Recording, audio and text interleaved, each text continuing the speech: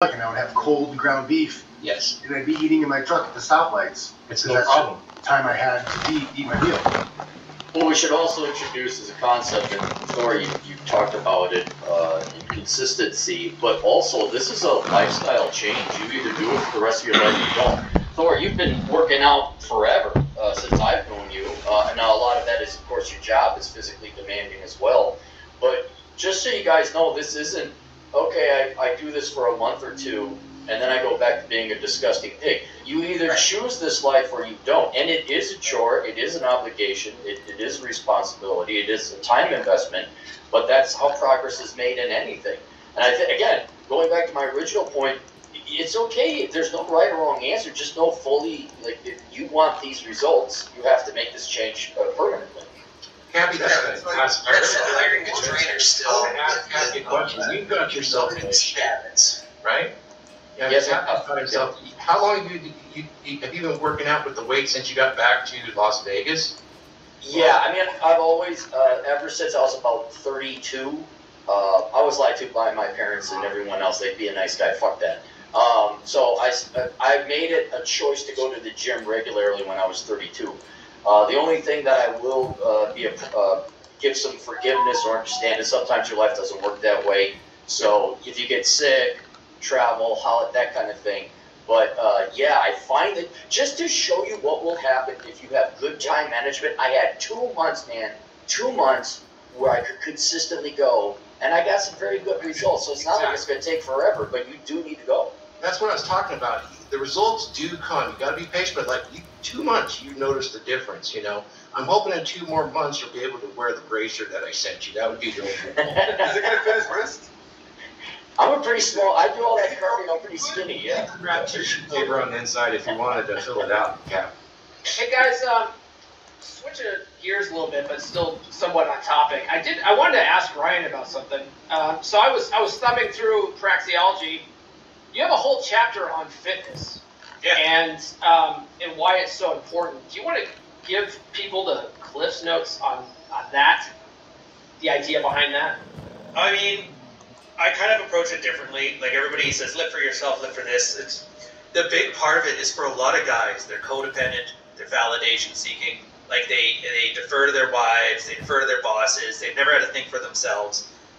For a lot of those guys, that 30 minutes you spend at the gym is the first time you get to be selfish and do something that's just for you, nobody else. And so that you leverage that for being able to develop boundaries as you move on. It's one of those things where if you can handle the smallest of the small things, as you get better at those, that's how men build self-esteem, by succeeding at things you try at. And that's the smallest thing you can do. That's why Do You Even Lift Bro is the only thing that anybody can agree on, because it's like 101. If you can't do this, like, no point being here. And then there's a lot of workout programs in there, but I don't like the idea of people saying, well, you need to do mad cow, well, you need to do this. And I always suggest strong list 5x5, but it's more so about what is your goal. And then when you find your goal, people describe the things that work for them, and you pick among what works. Diet, same thing. It's a lack of control over guys' lives. Like when I was talking before, your wife really loves you, and so she makes food, but she doesn't know what portion control is, and you don't want to hurt her feelings because you love her, so you let her fatten you up. And then she loses attraction for you, and nobody draws the connection to you not either train your girl on how to do portion control, or start cooking for yourself, even though she wants to, and don't be afraid to hurt her feelings. And I think there's all these other little psychological things that people forget, that, like, we're humans. All of our little emotional triggers, they percolate through our entire lives. And I know it's really easy to say, and I'm not denigrating anybody here, it's like, just make the right choices, do the work, make a choice, intellectually, whatever. And I'm not shitting on Aaron here, but people are surprised when they find out their emotional meatbags very, very, very slightly higher than primates when it comes to instincts. And so for a lot of this, it's just addressing the instincts. For your food, yeah, the prep thing is an absolute great one, because what happens then, all your food is prepped. You got all your containers are in there, or not, depends on how you do it. But now, whenever you're hungry, you have to make a decision on what to eat. And what's the only option in front of you is all your prepped meals. Grab a box and go. You're more likely to make better decisions without having to use those precious limited amount of decisions you make during the day. And so when you start doing it towards that, you start doing your fitness towards that, like your gym bag is in your car. So when you come home from work, you pick a gym that's on the way home from work. It's just instinctual. My bag's right here. You pull into the gym, and then you're sitting there, and you're like, well, I've got my gym bag, and I'm at the gym. I might as well work out. So you're not actually making better decisions for yourself. You're making a system that the natural way you act are the good decisions. And it sucks because, yeah, you're going to make your wife cry the day you tell her, I'm not eating your fucking lard soup. And she's going to cry, and you're going to dump the food in the trash, and she's going to have a meltdown. And, like, you have to emotionally be able to handle that. That's where the choices come. As far as just eating healthy, like right now for me and the old lady, when we eat unhealthy, and that's actually a choice. When we're out of food in the house or something, we have to make a decision to go get hamburger helper, and it's like, I don't want it, and we just go without. We're like, I just don't feel like driving to the grocery store to get hamburger helper right now. I'm done. And when you get to that point, then it's easy, and you don't have to be jacked with a 6-pack on IBFF pro quality stuff. No. There's naked hot, and then there's clothes on hot. And to be fair, you really only need clothes on hot, because by the time the girl gets you naked, she's already committed to the bit. No girl has ever gotten to the point where she's like, take the pants off, and she's like, that extra 15, maybe we should be friends. Like, that's never happened, ever. You can turn the light off, too. Yeah, meanwhile, you got Turn the light off. These insecure Tap in your guys. friend that's hiding in the closet. Exactly. You got these insecure guys that don't approach. They're so worried, and you have to be 6-pack abs, 6 feet tall, or nothing. And they're at the gym. They're basically, and they think they're doing the right thing. Like, yeah, I'm super excited and super pro and working out. What they're really just doing is hiding from the hard work and the insecurity. So you always got to be careful too when you're doing like the pro diet stuff. Are you that guy that skips every social event because you have? Sorry, man, I can't meet my macros if I go to your barbecue this Saturday. Don't do that. Yeah, and if you're not if you're not a pro bodybuilder, then all you're doing there is hiding socially from everybody else. So what's the point of working out and being healthy if you're just going to sit in your basement all day admiring your gains? Oh, that's one of the most passionate elements ever that you mentioned. Is sometimes, you know, you work out, you do this aesthetic thing. I mean, at one point when I was just right there at the end of being 58, I started entering what's called mass monster territory, where I was above 215 and below 10%. That's not very attractive to women, I'll have you mind. Who am I doing it for at that point? Well, yeah, you people want it for yourself. Dudes. I feel attacked, but okay. Exactly, mass monster. But it's hard to realize when you're actually doing it and seeing it that really you only need a few pounds of muscle, stay at 15% body fat, and all you need is that little taper, a little bit of round shoulder gap, and you're good to go. I wanna back off of what Ryan was saying. So when I decided to finally like take back control of my life and lose weight, this was like 2016. I was tired of looking at myself in the mirror. I did know how to lose weight because it really, if you want to simplify everything, it comes down to calories in, calories out. And so I knew that, like, okay, if I just stay under a certain amount of calories and I burn more than I take in, I'm going to lose weight. So what I ended up doing was I found 2 apps. You know, I started doing MyFitnessPal and MapMyFitness. Oh, yeah. I started keeping track of the food I was eating. And the thing is, when you're just doing it like that, you're keeping it simple, you're not doing all this meal prepping, because a lot of people get in their heads about that. It's like, fuck, I gotta spend my entire Sunday cooking and packing up foods and getting a fucking, you know, a food scale and stuff. Like, I didn't do any of that. I just would use the app. I would, as you start eating everything that has a barcode, though, that's the only problem. But you start scanning these foods, you start getting in the ballpark, you know, you start sort of making good estimates. What you end up finding naturally, at least I did, was you start just making better choices, because you're like, okay, right. I know an apple is about 80 calories, and this candy bar here is about 100 calories. I know if I eat this candy bar, I'm going to feel hungry again in 20 minutes. But if I eat this apple, it's got pectin in it, it's more filling, I'm going to feel a little longer. I think I'll go for the apple, right? So you start just making these better decisions naturally. And then, you know, a lot of that, it just comes down to making that a better habit. And there's a pro wrestler that I like. His name is Brian Cage. And I saw in an interview one time, someone asked him, because he's just fucking jacked. He's also totally on the gas, though. But, you know, that's neither here nor there. But they asked him, like, what do you recommend diet-wise? And he goes, look, all diets work, as long as you're consistent. They all work. So, just wanted to add that. I think. Yeah, it's a I little think bit that's of the that, point dude. about Like, the whole bodybuilding thing is like, you know, when I'm on stage, like I'm literally at my weakest. Like, oh yeah. like you may look great, you may look dry and cut up, but dude, I'm starving. Like I'm starving like an African child that for 50 cents a day you can support me and I'll be eating for a good, week. Like it's bad, it's rough. When I had to step on the scale at 170 pounds for title fights, like I'm not in a position to like do much right there. Like I'm leaning on somebody to help me walk up to the scale, when you're that depleted, that ripped, like you're super energetic. And it's not maintainable. It's really not. Like it's not being sub like 3% body fat or 5% body fat. Yeah. I was gonna say, like, really, you just have to. I just want to jump in on this because podcast Paul was talking about tracking. Just using a tracker system instead of like meal prepping necessarily. That works too. I kind of do a mixture of both. Like usually, I make sure I have food around that's diet friendly, and then I just sort of meal plan like for the day. You know what I mean? Like it's like I sort of figure out, and I have stuff that's options that I can cook. You know what I mean? For where I can be on diet and like, if my son's over, there, my girl, they don't have to be on diet necessarily, but I can be. So that's just how I do it. And I use the app and I use scales that are in the kitchen. If I order out, I just, use the app. I use the Carbon app, which is very similar to MyFitnessPal. But I think the point is you just figure out a way. Like, I had to travel for some stuff, didn't always have, available to do the workouts I wanted to do. Well, that doesn't mean I just do nothing and then eat pizza. You know what I mean? Like, it's like I still find a way to do as much as I can and gear as much as I can. You just figure out a way. You find a way. If you're have a bad week, but you're still 70% on, your program, you're still winning. You know what I mean? You try to get as close to 100% on next week.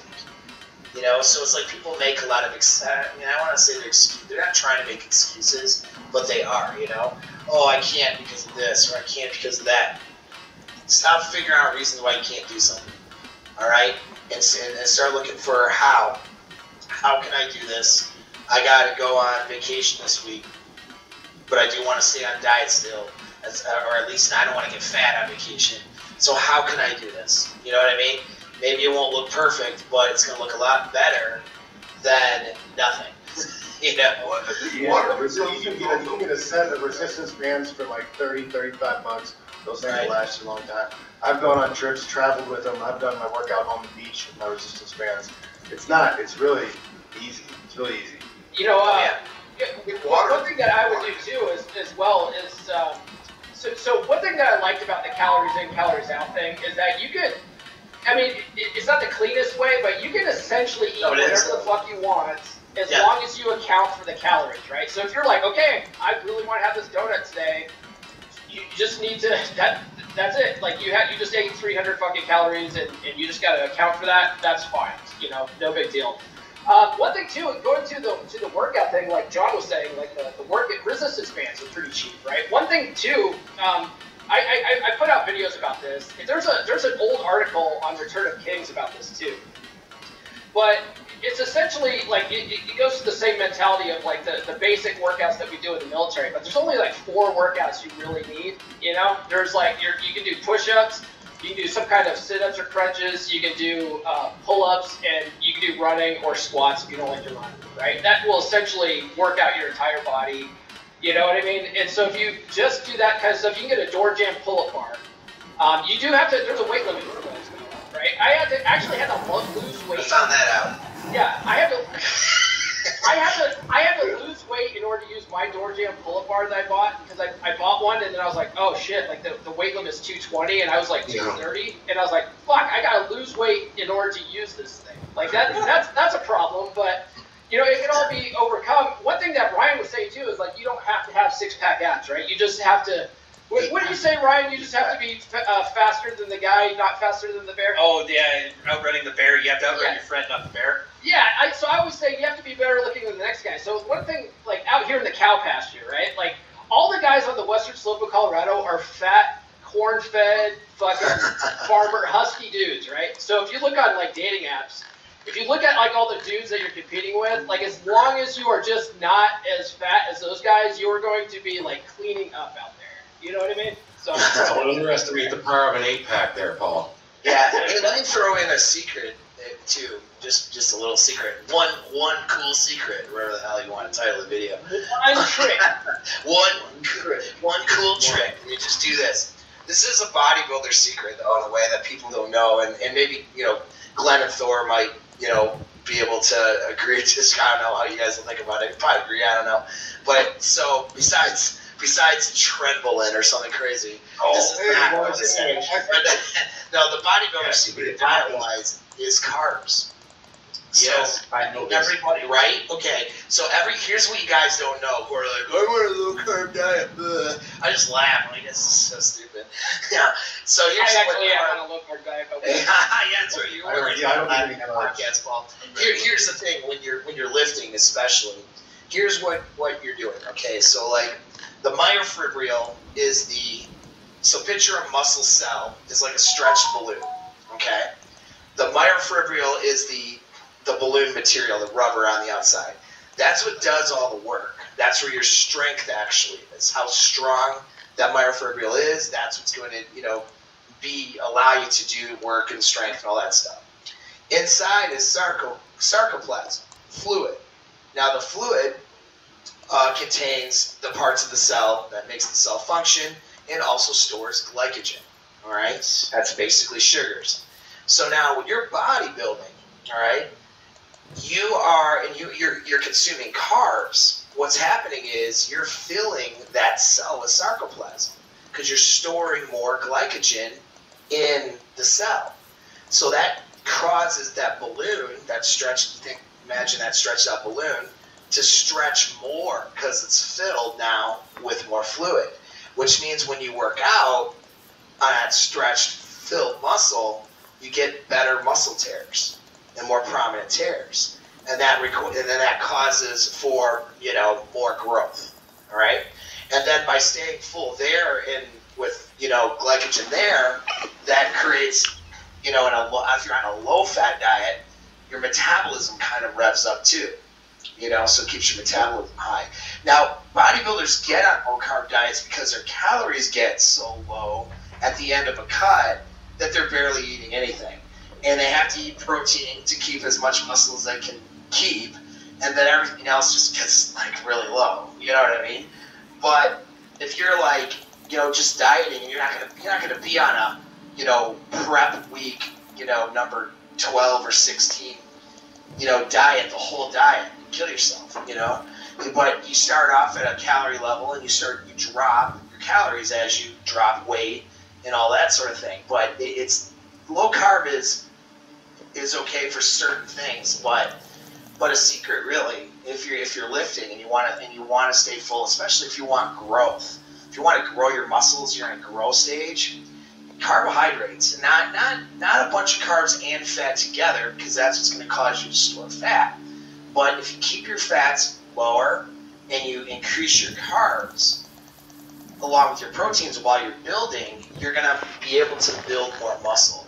Because when you think about it, when you look at a bodybuilder's diet, like even the pros, their protein levels stay relatively the same. In fact, a lot of times their protein levels drop a little bit during a build phase. Yeah. They increase the protein level, some of them do, during a cut to try to keep the muscle tissue as much as possible, right? And so if you're already on one gram of protein per pound of body weight, most people are not going to process more protein than that. So where are you going to get, what do the extra calories do then for you to get you muscle growth for you guys trying to get bigger? Well, it's those carbohydrates that allow you to stretch that muscle, get better cuts, and then the protein allows you to heal those things. It allows for more growth. So there's a little growth secret on you guys who want to gain some muscle mass, and it'll help you out quite a bit and keep that metabolism high. Because that's another thing. If you're growing some muscle during those phases, then when you go to lose body fat, it's going to go a lot better for you. So I always tell people to like, and gluconeogenesis and timing is really important with glycogen loading, particularly if you can exhaust all those muscles. I have some videos on this, private videos, because you store that glycogen in your muscles. It's very dependent on you not being insulin resistant. So you really want to go down the path. You're really going to need to understand where you are with your resting blood glucose and where you are right after a very intense workout, because you can essentially what they call carb loading right after. And believe it or not, insulin is the most anabolic of all hormones there is for muscle growth. That's a secret too. But yeah, carbohydrates super important right after a workout. Once you get to that level, I would never recommend it for anybody that's over 22% body fat, a man or a woman, because there's other factors at that point. Yeah. Well, I always tell people eat for what you're training for. You know what I'm saying? Like the things that I like. When you're working back and you're working legs, those are the biggest muscle groups out of your entire body. So for me, those are the days that I will have a heavy carb day. Like I will refeed. Like I carb cycle. Yeah. So on the days that I don't need as many carbs as I do for my back and legs, I just drop my carb intake and I may increase my fats or increase a little bit of protein. But eat for what you're training for. You don't. Same thing that you're eating on your leg day is not what you need on your arm day. Like now you're just overeating. If you really think about it, when you're training that way. So having a trembolone sandwich is all prepped ahead of time. I think a lot of the people out there though need to be really careful, because you can go down this huge rabbit hole of bodybuilding. Oh yeah. Stuff, and it's too much. It really is too much. And I think a lot of it's kind of overdone. Like, I don't count calories. I don't believe in counting calories. The companies are allowed to be 20% off on their calories. So you get something that's supposed to be 100 calories. Yeah. It could be 80 calories. It could be 120. That's why at least processed the better, because right. Not every calorie is equal. Like calories from a steak versus calories from processed food are not going to be the same in your body. The calories from the Snickers bar versus calories from the apple, they're not the same. They're not the same calories. So your body's going to react to them differently. So I don't believe in counting calories. I think it's a bad idea. I'm very low carb, high fat, and I eat a ton of meat, milk, dairy. And I did that because trial and error. I tried all the other things, and I felt like crap. And I'm training to fight people. I'm a martial artist. I have to be able to defend myself any time of the day, any day of the week. Something could happen to me at any point. I have to be ready to fight. Because when I was training for fights, like I'm training 2 to 4 times a day, and I'm fighting people. It's sparring, but like we're trying to choke each other, we're trying to armbar each other, we're trying to knock each other out. It's a fight. Yeah. So through that, I had to learn and figure out the best eating ways, the best stuff in my body to get the best performance out of myself. So I wasn't sluggish and slow and lethargic when I was doing stuff and training.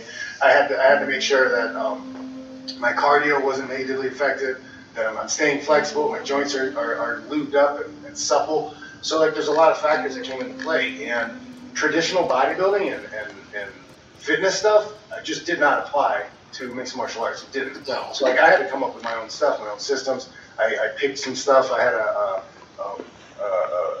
bodybuilder trainer who helped me with the meal plan diet stuff, and then I had to clean that up with another nutrition guy and made it even better. So like there's a lot of different approaches that you can take, and I think you guys have to first decide, right? That's the biggest thing. Most people won't make the decision. They just won't say, I'm deciding this, I'm doing that, right? They don't even make the decision. Like Aaron was talking about committing to it and sticking with it and staying on it. But like a lot of people won't even make the decision. I'm fat, I need to do something about it. Like that's step one. Most people will never ever do that. Make the decision and then make the plan to do it. And you have to find what fits you. Are you trying to be a bodybuilder? Are you trying to get huge shoulders and a huge back and huge legs? Or are you just trying to lean out? You want to see you want a 4-pack. You want to see a little bit of your abs. You want to not breathe heavy when you're walking upstairs. You want to take pressure off your joints and your ligaments so that when you're 65, you can still walk and play with your grandkids and you're not hobbled around on one of those little damn carts. I was watching South Park from like 2013 the other day, and they had all the fat asses on their little rascals Cartman got on one of his little rascals and like beeping at people, and like that's your future if you don't make the decision to improve yourself. Well, I mean, that's a great point, because you have to train for what your goal is, right? You know, like, as you said, you want to be a fighter, you're not going to do a bodybuilding diet or a workout. Like, it's going to be, you know, counterproductive to your overall goal. So it's like, train for what your goal is. Aaron, like, you're not counting calories or anything like that, right? You're just like cutting out the sugar and doing OMAD or what? You guys have, I'll be honest, you guys have now made it completely impractical for 85% of the people listening. Yep, I believe in calories. It's very simple. If you eat less. I don't do carbs. I have one cheat day, but it is going out and doing a lot of exercise. You know, and you guys just gave them an F-22 fighter plane with all the electrical doodaddery. They don't know, and I'm like, here's a P-51, don't crash it. So, work out more, eat less. If you want something real simple, you can do carnivore, keto, no carbs, or just meat. And I think that's simple enough that most people can follow. Then down the road, if you want to like build muscle and perform like Glenn has, or That's what you have. yeah, then or Paul, if you want a gigantic neck, there's a net workout that you could do. Then we can get into the details of that. But right now, I just say for your average person out there, if you do that, you're going to be right off the bat, you're going to be better looking than 70% of the people in America right now. Sure. Yeah, that 75% number that I have in the headline actually comes from Rollo's latest book, The Player's Handbook. That stood out to me, that one part of the book where he's like 75% of people in the U.S. are obese. It's like, well, guess what, guys? If you're just not fat, you will be better. Huge. And even with women too, like women, even a better return on the investment. Women just not being fat. It's like. That's don't say that. That's don't be fat and smile. Don't be body shaming now. Oh, wait a minute. This is the most body positive podcast I have heard to date. This is all about positive actions for your body. Seriously. And another simple thing is calories in, calories out ultimately will reduce weight. Calories is just a tool. You can overdo anything, but really adherence to a calorie deficit is going to get you where you need to go. And then start moving your body. One thing I will say too is if you are in a relationship and like let's say your girl is fat, right? You could sit there and say, honey, you're fat, you know, go hit the gym or whatever, but you can't make people do things, right? But you can set the example and you start going to the fucking gym, you start losing weight, she's gonna start seeing that you're more attractive, she's gonna more than likely want to start keeping up with you. She's gonna. That's nice, Paul. Oh man, what cartoons are showing on her channel? Let me explain to you how you do it. You say lose the weight or I'm fucking another woman and leaving you.